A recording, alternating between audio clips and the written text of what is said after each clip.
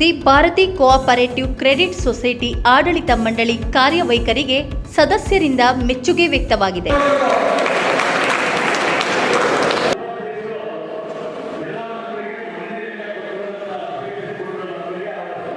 ಶನಿವಾರ ಸೊಸೈಟಿ ಅಧ್ಯಕ್ಷ ಕೆ. ಚಂದ್ರಯ್ಯ ಅಧ್ಯಕ್ಷತೆಯಲ್ಲಿ ವಾರ್ಷಿಕ ಮಹಾಸಭೆ ಯಶಸ್ವಿಯಾಗಿ ನಡೆದಿದೆ.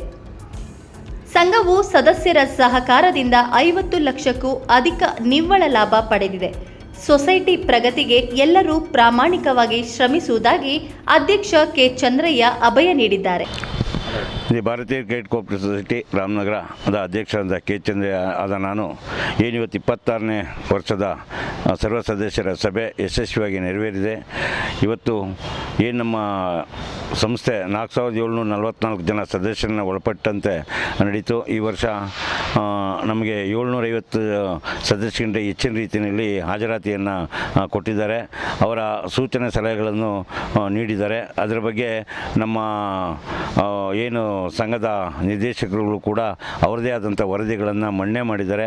ಆಡಿಟ್ ರಿಪೋರ್ಟು ಏನು ಇವತ್ತು 50,40,711 ರೂಪಾಯಿ ಲಾಭಗಳನ್ನು ಬಂದಿರೋದನ್ನು ಯಾವ ರೀತಿ ಡಿವೈಡ್ ಮಾಡಬೇಕು ಅನ್ನೋದನ್ನು ಕೂಡ ಡಿವೈಡ್ ಆಗಿದೆ. ಮತ್ತು ನಮ್ಮ ವಿದ್ಯಾರ್ಥಿಗಳಿಗೆ ಪ್ರತಿಭಾ ಪುರಸ್ಕಾರಗಳನ್ನು ಕೂಡ ನಾವು ಮಾಡಿದ್ದೇವೆ. ಕೆಲವು ಸದಸ್ಯರುಗಳು ಅವರ ಸಲಹೆಯನ್ನು ಕೊಟ್ಟು ನಾವು 2,000 ರೂಪಾಯಿ ಕೊಡ್ತಾ ಇರೋದನ್ನು ನೀವು ಮುಂದಿನ ವರ್ಷದಿಂದ ಹೆಚ್ಚಿಗೆ ಅವರಿಗೆ ಮಾಡಬೇಕು, ಪ್ರತಿಭಾ ಪುರಸ್ಕಾರಕ್ಕೆ ಹಣವನ್ನು ಹೆಚ್ಚಿಗೆ ಕೊಡಬೇಕು ಅಂತೇಳಿ ಅವರ ಸಜೆಷನನ್ನು ನೀಡಿದ್ದಾರೆ.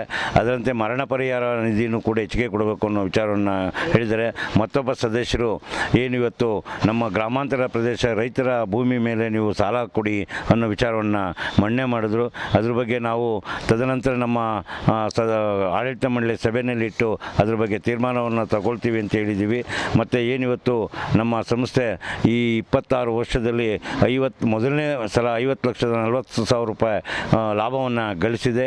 ಇದೆಲ್ಲ ನಮ್ಮ ಸದಸ್ಯರುಗಳ ಒಂದು ಖುಷಿಯಿಂದ ನಮ್ಮ ಆಡಳಿತ ಮಂಡಳಿ ಪರವಾಗಿ ಅವರ ಒಂದು ಕೃತಜ್ಞತೆಯನ್ನು ಅರ್ಪಿಸಿದ್ದಾರೆ. ಅವ್ರಿಗೂ ಕೂಡ ನಮ್ಮ ಆಡಳಿತ ಮಂಡಳಿ ಪರವಾಗಿ ಅಭಿನಂದನೆಯನ್ನು ನಾನು ಸಲ್ಲಿಸೋದಕ್ಕೆ ಇಷ್ಟಪಡ್ತೇನೆ.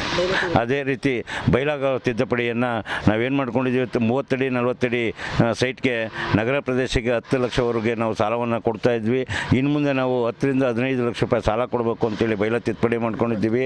ಅದೇ ರೀತಿ 15 ರಿಂದ 20 ಲಕ್ಷದವರೆಗೂ ಕೊಡ್ಬೋದು ಅನ್ನೋ ವಿಚಾರವಾಗಿ ನಾವು ಮತ್ತೆ ಅದನ್ನು ತಿದ್ದುಪಡಿ ಮಾಡ್ಕೊಳ್ತೀವಿ.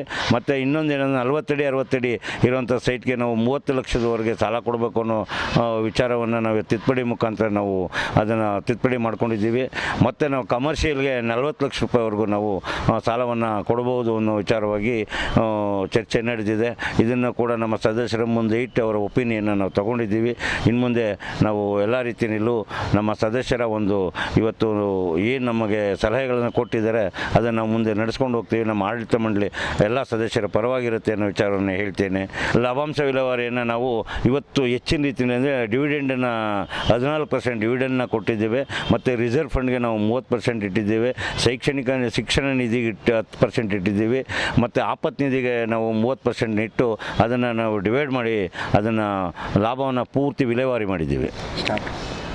ಸಭೆಯಲ್ಲಿ ಸೊಸೈಟಿ ಉಪಾಧ್ಯಕ್ಷ ಸಿ. ಸೋಮೇಗೌಡ, ನಿರ್ದೇಶಕರಾದ Doreswamy, H S. Siddaraju, K P. Umesh, A B. Gangadharagowda, G L. Anjaneya, M. Narayana, A R. Chandrashekar, Umashankar, M. Bharathi, M. Shivalingaiah, H K. Rukmini, Akkalappa, S. Krishnappa, ಮುಖ್ಯ ಕಾರ್ಯನಿರ್ವಹಣಾಧಿಕಾರಿ ಬಿ.ಎಸ್. ಸುರೇಶ್, ಸಿಬ್ಬಂದಿಗಳು ಸದಸ್ಯರು ಇದ್ದರು.